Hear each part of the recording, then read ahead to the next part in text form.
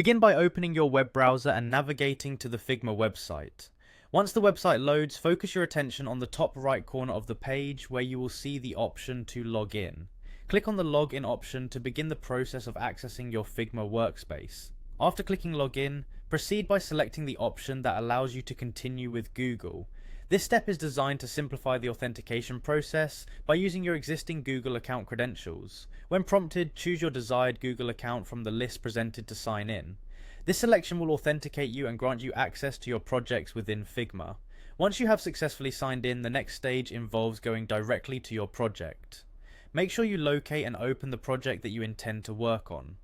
The project interface will present you with the design file that you need to modify. Take a moment to familiarize yourself with the interface if you are new to the project, and ensure that all your necessary elements are visible and ready for editing.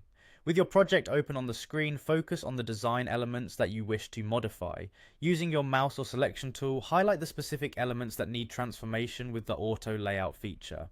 This step is crucial because it sets the stage for applying the auto layout to organize your design components more efficiently. After you have highlighted all the required elements, right-click on the selection. The context menu that appears will provide you with additional options. From this menu, look for and click on the highlight option. Engaging this option confirms that the elements you have selected are recognized by Figma as candidates for the auto layout adjustment. The next action involves initiating the auto layout by clicking on the tool labeled Add Auto Layout. This command will automatically wrap your highlighted elements within an auto layout frame. The auto layout feature is a powerful tool that helps align, distribute, and manage spacing between your design elements. As soon as you click the Add Auto Layout option, the elements within your project will begin to organize themselves based on default settings. Following the addition of the auto layout, navigate to the section in the Properties panel labeled Auto Layout. This area in the user interface provides you with comprehensive control over the layout behavior of your elements. Here you can fine-tune several critical parameters. Specifically, take the time to adjust the flow direction to ensure that your elements align either vertically or horizontally according to your project requirements. Additionally, you can modify the resizing behavior to make sure that your design is responsive to changes in element dimensions.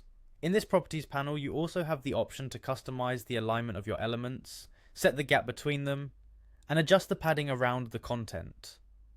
These controls work together to give you the ability to create a polished and organized design layout.